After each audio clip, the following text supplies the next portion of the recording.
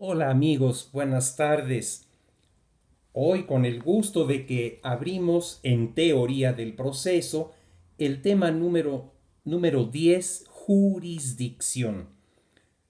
Recordarán ustedes que en algún momento de nuestras pláticas, cuando teníamos clase, decíamos que la teoría del proceso tiene tres conceptos fundamentales, que son la acción, la jurisdicción y el proceso.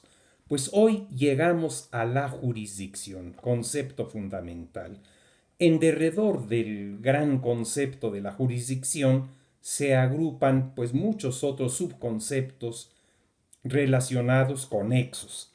Bueno, hoy iniciamos la jurisdicción. ¿Qué es jurisdicción?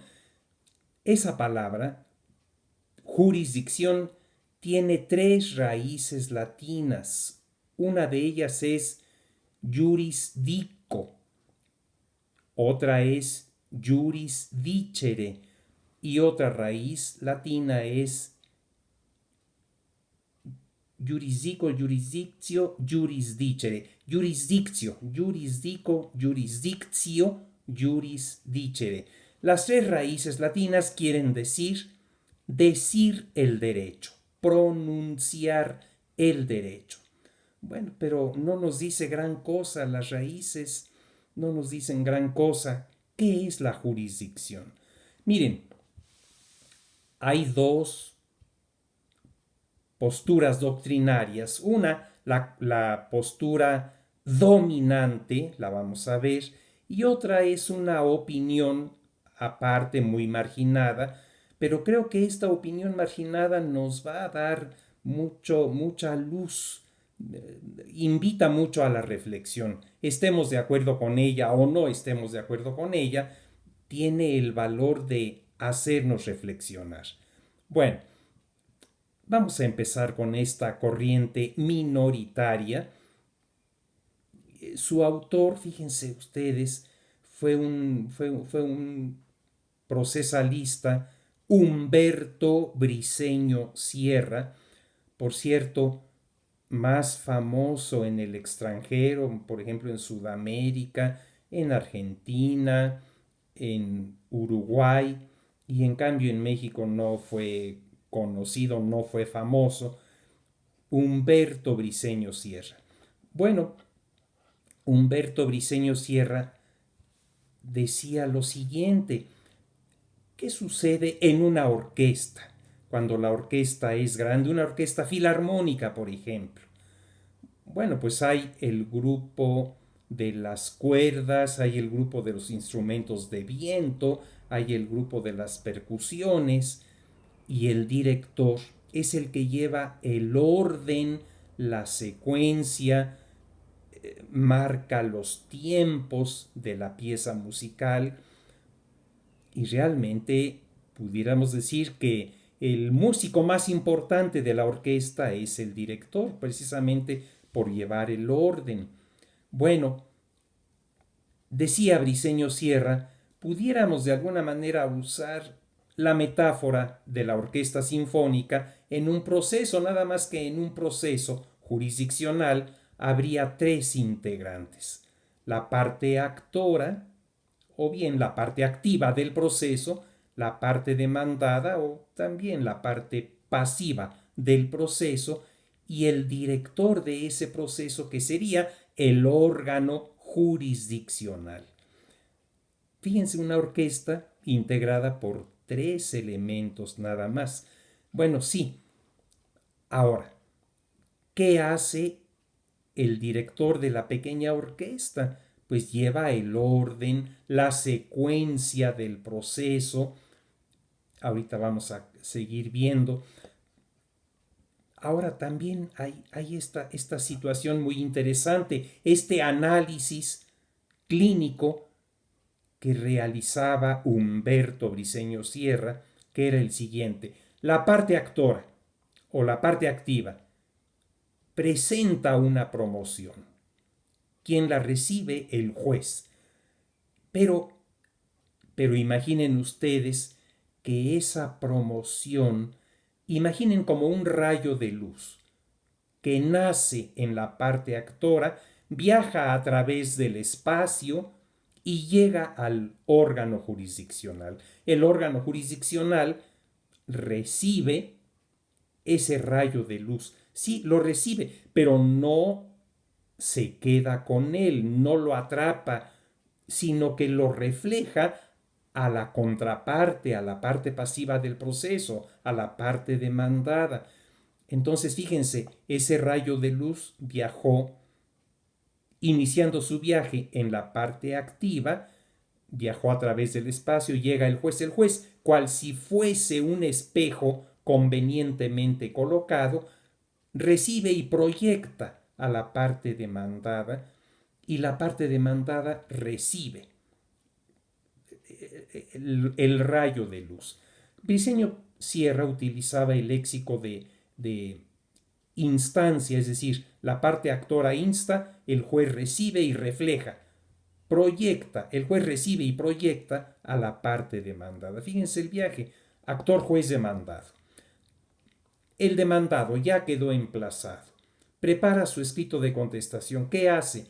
Lo presenta ante el juez. Pero Briceño Sierra imaginaba un rayo de luz que disparaba la parte demandada, viajaba a través del espacio, el rayo de luz llegaba al juez y proyecta, el juez recibe y proyecta a la parte actora. Bueno, pues fíjense ustedes, ¿qué hace la parte actora? Reacciona, prepara una promoción escrita, si el proceso es escrito, y igual ese rayo de luz viaja a través del espacio, llega al juez, el juez recibe y proyecta, la parte pasiva del proceso reacciona, prepara alguna promoción, la que tenga que preparar, la presenta, otro rayo de luz que viaja partiendo de la parte pasiva, llega al juez, el juez recibe y proyecta. Bueno, para Briceño Sierra, esa es la estructura conceptual lógica de un proceso. El juez lo que hace es recibe y proyecta. La parte demandada reacciona igual. El juez recibe y vuelve a proyectar. El juez es como un espejo, repito, cuya labor es dirigir esa secuencia. A ver, parte demandada, te toca reaccionar, reacciona, ya reaccionaste, yo juez recibo y proyecto a la parte contraria. A ver, parte contraria, tú reaccionas, yo juez recibo y vuelvo a proyectar a la contraparte. Esa función que tiene el juez de recibir y proyectar, para Briceño Sierra era jurisdicción, dirigir el proceso, dirección del proceso. El juez lleva el orden, la disciplina, la secuencia, la correcta secuencia del proceso. Y esa es su función, ser director del proceso. Fíjense, interesante, así de sencillo. Para Briceño Sierra, jurisdicción pues sería esa función del órgano jurisdiccional de llevar legalmente, como la ley ordena, que se lleve un proceso en la secuencia correcta, midiendo los tiempos que cada parte tiene para reaccionar. Bueno, fíjense ustedes que aquí hay algo muy interesante. Acción y reacción. En el proceso hay eso. Una parte procesal realiza un acto procesal, el juez recibe, proyecta, la parte contraria reacciona, igual la reacción la recibe el juez y la vuelve a proyectar a la contraparte, y eso es lo que hace el juez: dirigir el proceso, tramitar el proceso. Bueno, y según Briceño Sierra, esa es la única función del juez, única pero muy delicada, muy trascendente, dirigir el proceso. Bueno, ahora hay una cosa muy interesante. Fíjense que en el proceso, él tomaba como modelo, le gustaba mucho el proceso civil, llega un momento en el proceso civil en que, tramitada ya y agotada la secuencia del proceso, pues llega un momento en que el juez dicta un auto en que cita a las partes para oír sentencia. ¿Qué quiere decir? Bueno, ya tramité todo el proceso, ya se agotó, ya concluyó, voy a dictar sentencia. Claro, las leyes procesales le conceden al juez un plazo, un tiempo, pues para que prepare la sentencia. La sentencia debe ser siempre por escrito. Bueno, debe ser fundada y motivada. Bueno, entonces, decía Briceño Sierra, ¿en qué momento inicia el proceso y en qué momento concluye el proceso? Decía Briceño Sierra, inicia pues con el primer acto procesal de la parte actora y culmina al final cuando el juez cita a las partes para oír sentencia.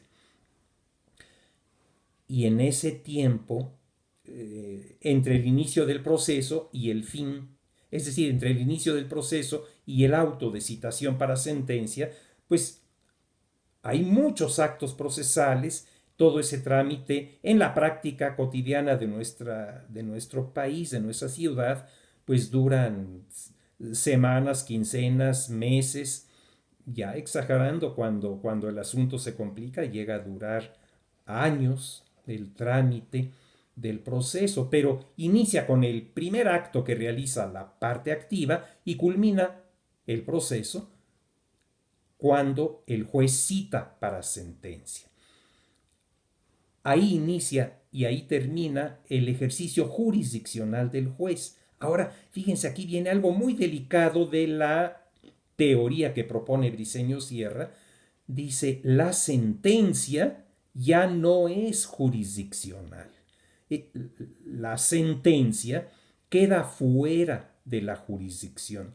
Aquí estaba yendo contra la doctrina dominante, porque la doctrina dominante dice lo siguiente: proceso lo hay desde el inicio de la actividad, durante la actividad y al final de la actividad. Incluso la sentencia es el acto jurisdiccional por excelencia, dice la doctrina dominante. La sentencia es el acto en el cual se manifiesta con más intensidad la jurisdicción del juez. Pero Briceño Sierra se aparta de este punto de vista generalizado y dice, la sentencia ya no es jurisdiccional, es un acto de autoridad, sí, muy importante, sí. ¿Por qué importante? Pues porque resuelve el conflicto de intereses, resuelve la discusión procesal, resuelve el litigio con efectos obligatorios para las partes, pero queda fuera de la jurisdicción. Ahora, ¿por qué decía Briceño Sierra que la sentencia queda fuera de la jurisdicción? Decía lo siguiente, porque cuando el juez emite sentencia, ya no hay la estructura triangular, parte activa, órgano jurisdiccional, parte pasiva. Ya no hay esa estructura. Fíjense que todo el proceso es una secuencia de triángulos: actor, juez, demandado, demandado, actor, juez, demandado, demandado, actor, juez, y así sucesivamente. ¿Qué quiere decir? Es como una sucesión de triángulos que nunca se cierran en su base inferior. ¿Por qué? La parte actora y la parte demandada nunca se comunican directamente entre sí, según este punto de vista doctrinario. Incluso la doctrina mayoritaria también lo sostiene. La parte actora y la parte demandada no interactúan directamente, interactúan a través del órgano jurisdiccional. Algo quiere la parte actora, le pide al juez y el juez proyecta. La parte demandada se opone, resiste, se lo dice al juez por escrito, el juez recibe y vuelve a proyectar. Pero las partes directamente en el proceso no tienen comunicación directa. se tienen que comunicar a través del órgano jurisdiccional, del juez. Se puede llamar juez o tribunal o junta de conciliación y arbitraje o cualquiera que sea el nombre, la estructura clínica del proceso es esa. Bueno, ¿quién ejerce jurisdicción? Únicamente el órgano jurisdiccional, llámese juez, tribunal o junta de conciliación y arbitraje o cualquiera que sea el nombre que reciba. Las partes no ejercen jurisdicción, solo el juez. Y fíjense ustedes, ahí está. El proceso es algo integral porque en el proceso hay una relación procesal.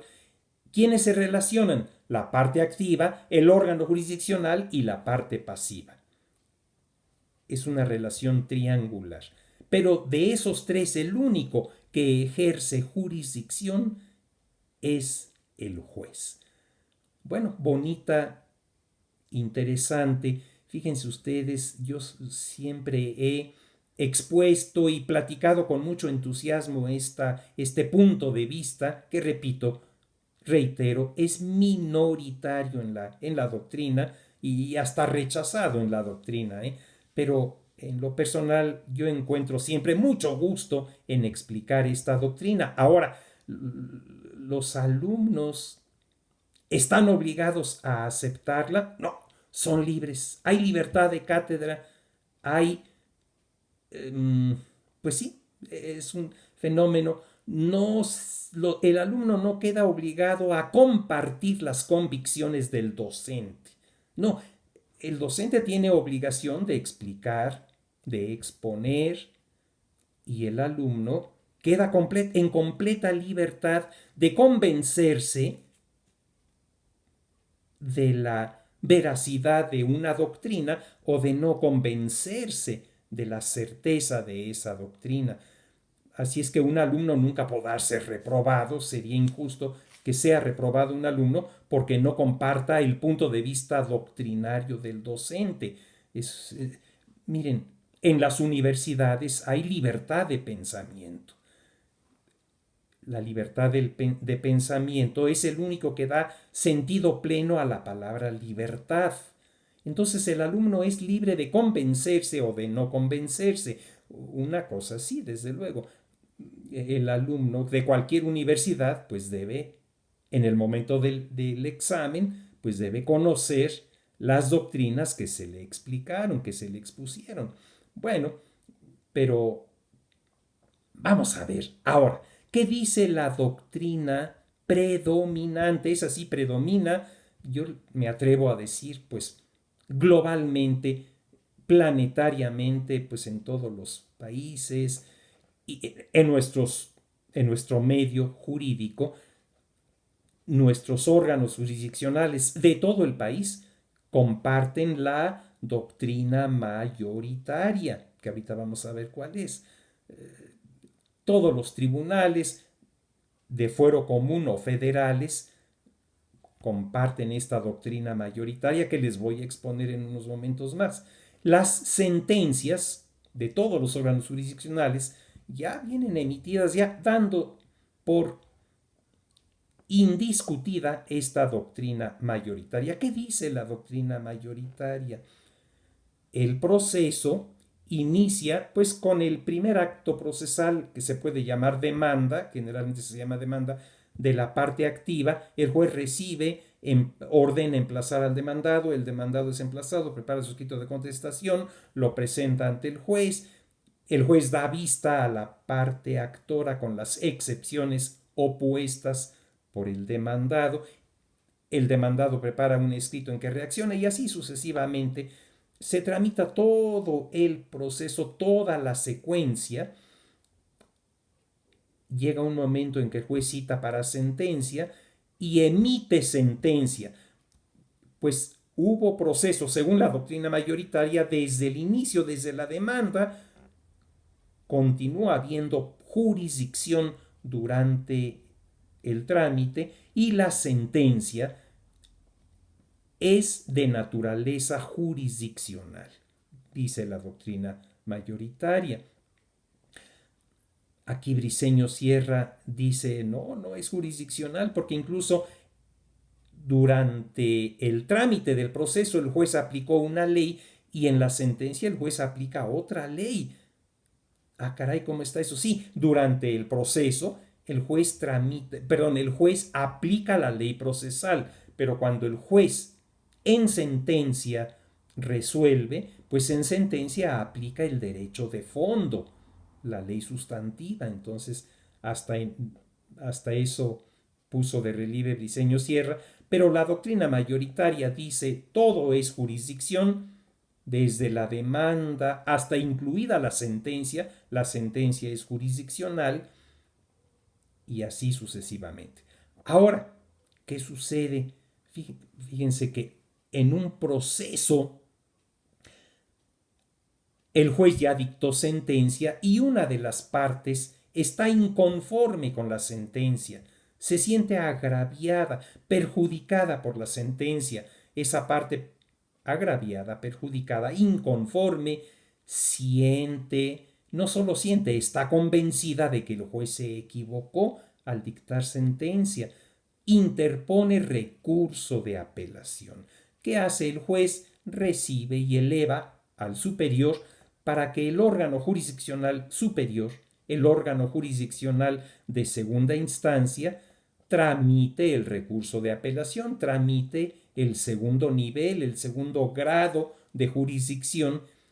¿Y qué hace ese superior? Pues en efecto tramita la segunda instancia y emite sentencia de segunda instancia, sentencia de apelación. Pues fíjense que allá arriba en la segunda instancia también hay ejercicio de jurisdicción. El tribunal de segunda instancia llevará en la segunda instancia la secuela procesal, el correcto orden de los actos procesales y emitirá sentencia. Para la doctrina mayoritaria, en la segunda instancia hay ejercicio de jurisdicción y la sentencia de segunda instancia será ejercicio de jurisdicción. Ahora bien, ya el órgano superior, el de segunda instancia, dictó sentencia de segunda instancia. La pregunta lógica que sigue, ¿quién ejecuta la sentencia? Fíjense que aquí hay algo muy interesante. El superior, pues claro, es superior del juez y ya dictó sentencia recaída en recurso de apelación y es muy superior, pero por muy superior que sea, no ejecuta sus sentencias. ¿Quién ejecuta la sentencia de segunda instancia? Nada menos que el juez que conoció del asunto en primer grado, en el primer nivel de jurisdicción. Ese juez que conoció del asunto en el primer nivel de jurisdicción ejecuta la sentencia. Para la doctrina mayoritaria, la ejecución de sentencia es ejercicio de jurisdicción. ¿Qué hay en ejecución de sentencia? Ustedes seguramente han escuchado hablar, eh, todavía no lo hemos visto, todavía no lo han visto, lo verán en el curso de su carrera, pero han escuchado hablar de algo que se llama embargo de bienes. El órgano jurisdiccional, que siempre será el de primera instancia, ejecuta y ordena, durante la ejecución de sentencia viene ese acto procesal, embargo de bienes, después viene otro acto procesal, avalúo de los bienes embargados, es decir, perito valuador o peritos valuadores calculan el valor comercial de cada bien embargado. Luego viene el remate de los bienes embargados, remate en almoneda, es decir, remate en subasta pública. Y pues lo mismo, es otro acto procesal.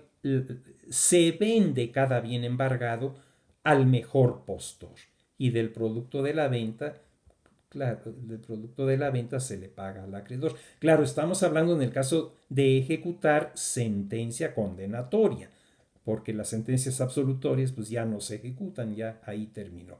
el proceso. Bueno, resumen, ¿qué es jurisdicción? Para Briceño Sierra, jurisdicción es la actividad que realiza el órgano jurisdiccional, llámese juez, tribunal, junta de conciliación y arbitraje o cualquier nombre que llegue a recibir. Repito, para Briceño Sierra, jurisdicción es la actividad del órgano jurisdiccional que consiste en dirigir el proceso, llevar el orden correcto de la secuencia jurisdiccional, ser el director, el jefe, el que lleve el orden y la disciplina de ese proceso. Pero para Briceño Sierra, la sentencia queda fuera de la jurisdicción. En cambio, para la doctrina dominante, ¿qué es jurisdicción? Pues fíjense, como habíamos dicho hace un momento, el único que ejerce jurisdicción es el órgano jurisdiccional, pues entonces jurisdicción es el ejercicio de la autoridad que tiene el órgano jurisdiccional de tramitar el proceso, de decidir el proceso en sentencia y llegado que sea el momento, si es el caso, ejecutar la sentencia. Bueno, pues fíjense ustedes, cosa interesante. Espero les haya gustado esta explicación, que la hayan encontrado amena y seguiremos platicando. Por hoy me despido deseando para ustedes y para todos sus seres queridos lo mejor de esta vida. Hasta la próxima.